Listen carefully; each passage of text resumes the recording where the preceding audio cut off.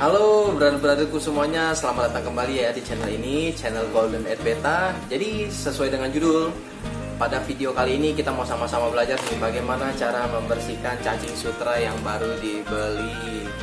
Jadi cacing sutranya kita bersihkan terlebih dahulu biar nggak menimbulkan penyakit buat ikan cupang brother-brother sekalian semuanya. Bagaimana caranya?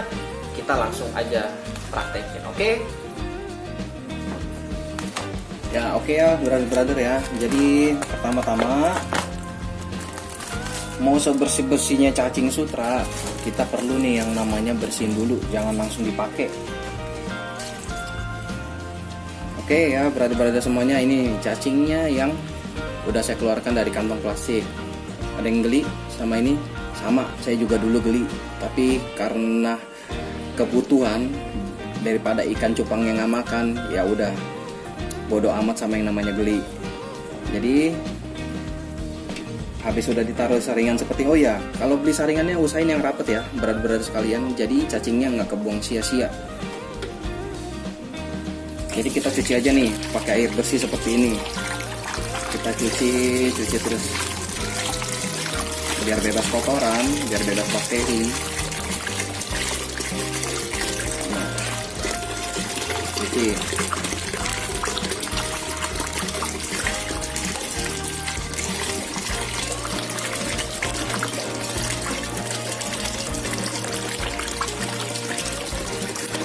Oke, saya rasa cukup ya bersihinnya.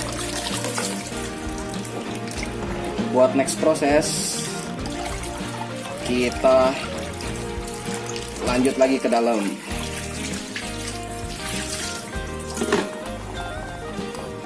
Nah, oke nih brother sekalian, kita udah masuk ke next proses ya. Jadi next prosesnya kita kasih air ya penuh deh. Oke.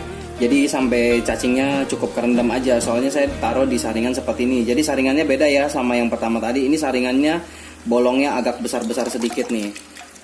Nah, jadi bolongnya agak besar sedikit biar cacingnya bisa bernafas. Dan kemudian kita tambahin aerator nih.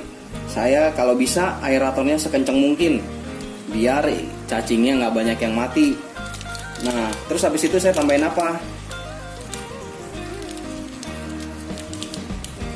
Nih brother sekalian, saya tambahin tetraklor. Ini kalau buat brother sekalian yang pelihara ayam, pelihara unggas-unggasan lah, pasti tahu lah yang namanya tetraklor ini. Susah namanya. Jadi tetraklor ini apa? Kalau buat di perayaman, di dunia perayaman, perunggasan, tetraklor ini digunakan sebagai antibiotik dan buat vitamin juga buat unggas-unggasnya. Nah, tapi kita bisa juga nih gunain buat cacing. Jadi fungsinya tetraklor ini sebagai antibiotik biar cacing-cacingnya nggak mengandung bakteri. Caranya gimana? Jadi buat sewadah ini saya pakai 2 kapsul tetraklor. Jadi kita buka aja nih tetraklornya. Kita buka, kita ambil isinya aja ya. Jangan langsung cemplungin semua sama kapsul-kapsulnya, jangan. Oh ya brother sekalian, ketika kita beli cacing sutra ini, jangan pas kita beli, kita langsung pakai, langsung kita kasih buat pakan buat ikan cupangnya ya. Soalnya mesti kita endapkan dulu nih selama semalaman. Jadi kalau kita belinya hari ini, besokannya baru kita pakai. Fungsinya apa? Yang pertama, setelah kita pakai tetraklor ini, kita mematikan bakteri-bakteri yang ada di cacing sutra ini. Kita aduk ya. Habis itu kita kasih aerator. Dan saya taruh saringan seperti ini biar apa? Biar cacingnya pas keluarin kotorannya jatuh ke bawah. Yang mungkin pasti ada yang mati juga, cuman sedikit lah, meminimalkan yang mati. Soalnya cacing sutra ini yang kita tahu kan dia bergerumul ya, bergerombol. Jadi dia bentuk satu bola.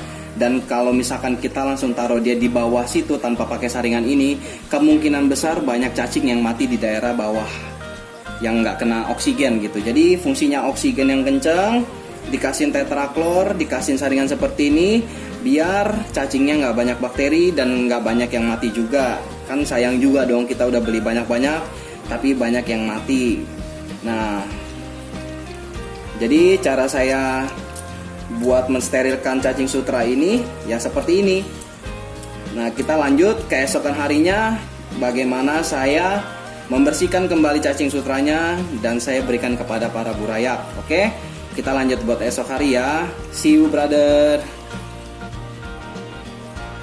Oke, brother semua nih, keadaan pagi setelah kita udah rendam cacing sutranya semalaman nih. Udah kita rendam pakai tetraklor ya. Jadi selanjutnya kita buang nih airnya. Bekas ini ada busa-busa sedikit, normal-normal aja ya dari obat tetraklornya. Jadi kita buang airnya.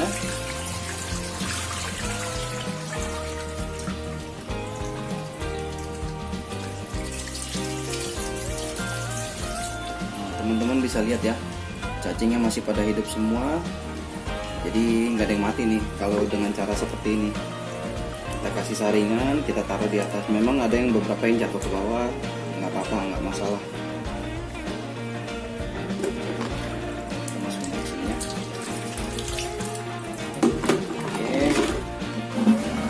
Di situ kita bilas lagi nih, brother sekalian. Kita siram pakai air bersih lagi, biar makin steril aja.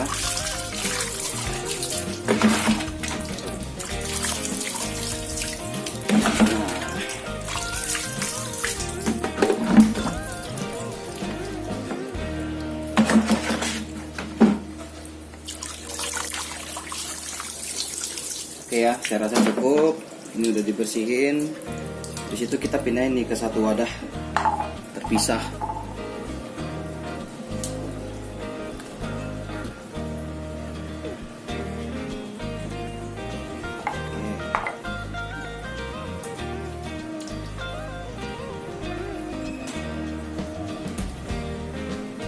Ya teman-teman, brother, jadi saya mau kasih makan burayak saya juga. Kebetulan burayak saya jadinya cuma sedikit cuma 15 ekor, jadi saya cuma pakainya cuma sedikit aja nih cacingnya, cuma segini aja. Nah habis itu kita tambahin apa? Ini dia, saya tambahin spirulina nih. Nah, spirulina ini ya kita tahu lah ya, buat mempercepat mutasi, buat kesehatan juga, buat manusia aja spirulina ini bagus banget gitu. Jadi pakainya sedikit aja gitu. Setelah seperti ini kita aduk cacing beserta spirulinanya ya.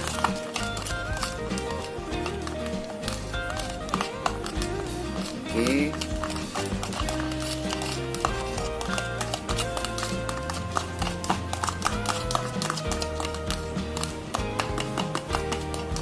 Kalau kira-kira udah merata spirulinanya, taruh, kita diemin aja 5 menit dulu. Nah, sembari nunggu, kita bersihin nih wadah cacing sutra yang tadi kita rendam pakai tetraklor ya, kita cuci dulu. Nanti kita skip ya setelah saya selesai cuci. Nah oke, brother, ini udah selesai dicuci, udah dikasih air bersih juga. Jadi selanjutnya kita mau nyimpen lagi nih biar cacing sutranya bisa awet dan tahan lama. Caranya gimana? Ini saya pakai alat ini nih brother. Jadi ini botol aqua yang udah saya potong bagian atasnya, terus saya bolong-bolongin seperti ini. Nah di bagian bawahnya juga ya. Ini fungsinya apa? Jadi fungsinya seperti ini. Jadi ini saya taruh di pojokan. Oke.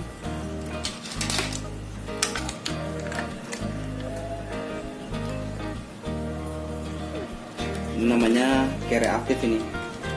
Udah kere tapi aktif. Bodoh amat, yang penting usaha ya enggak.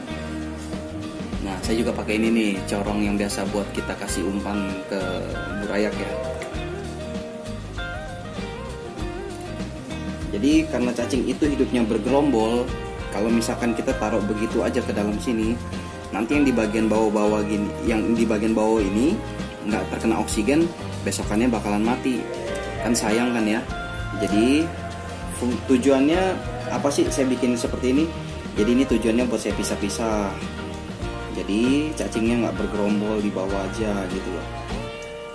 Nah, ini sedikit, di sini sedikit, di sini sedikit. Nah, selebihnya di sini aja.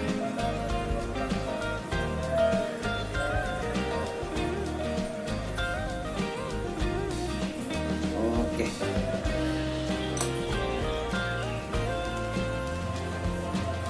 Nah, udah seperti ini, kita kasih lagi aerator ya, yang kenceng, kalau bisa yang kenceng.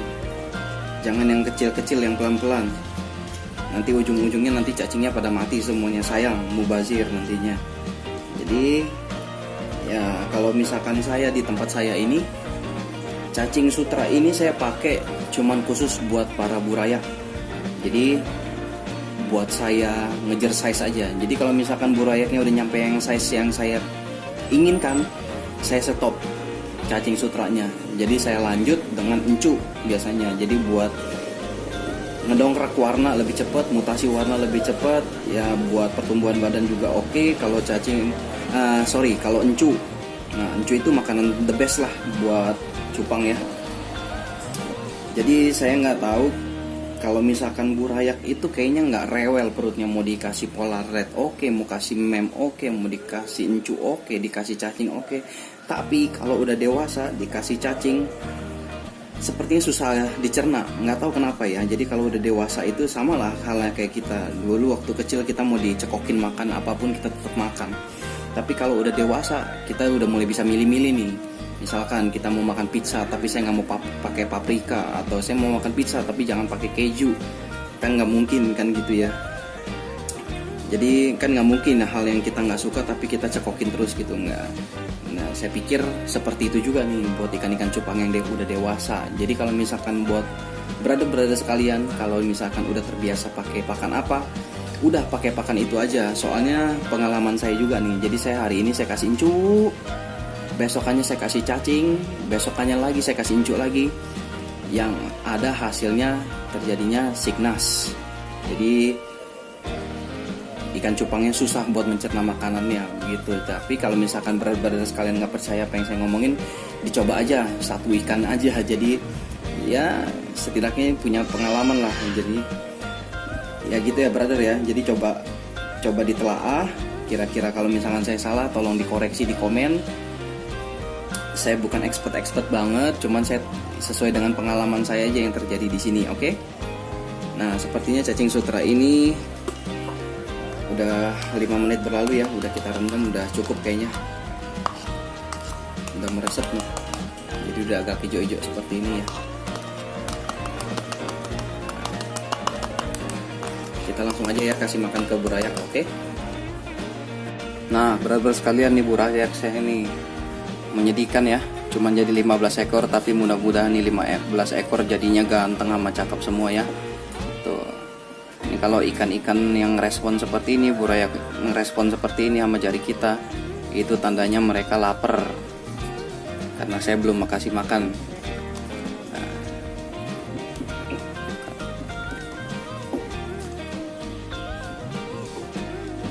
Cara kasihnya saya pakai pinset seperti ini ya, brother-brother sekalian ya.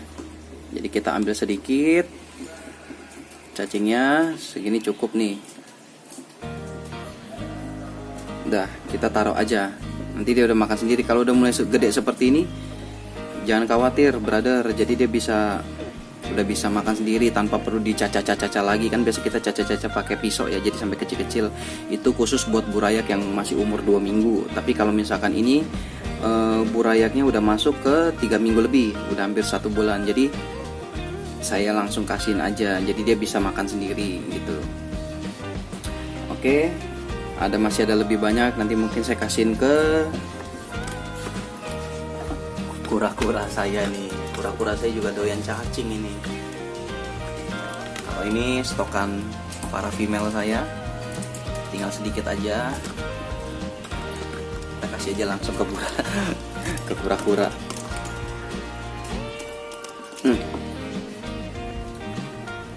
Oke. Nah, kira-kira seperti itu ya, brother-brother semuanya. Jadi setelah kita ganti air bersih, kita udah taruh di botol-botol aqua yang tadi kita sudah potong-potong kepalanya, kita udah taruh cacing sutranya menyebar. Jadi kita sehari sekali kita perlu kudu ganti air. Jadi sehari sekali, misalkan kita pagi ini kasih air bersih, besokan paginya kita ganti lagi airnya. Jadi cacing sutranya bisa lebih lama lah hidupnya, jadi nggak mubazir. Jadi yang apa yang kita udah beli kita bisa pakai buat dalam jangka waktu yang lama. Soalnya ada beberapa kasus kita beli, kita taruh cuma dikasih aerator, alhasil cacing sutranya mati dan baunya nggak enak ya. Kalau yang kita tahu baunya bener-bener amis. Kalau nggak percaya brother sekalian, coba aja dites. Jadi apa yang saya sharingkan kali ini itu semuanya berdasarkan pengalaman pribadi saya. Kalau misalkan ada perbedaan sama orang lain, ya jangan disamakan ya brother. Jadi ini yang menurut pengamatan saya aja, apa yang saya jalanin, apa yang saya lalui selama ini. Jadi sekian video dari saya, semoga apa yang saya sediakan bermanfaat. Jika bermanfaat, tolong di like, di share juga, di subscribe jangan lupa, dan aktifkan lonceng biar setiap ada video terbaru dari saya semuanya mendapatkan notifikasinya. Oke ya brother semuanya, sekian video dari saya Dedi dari Golden Beta, saya undur diri, bye bye.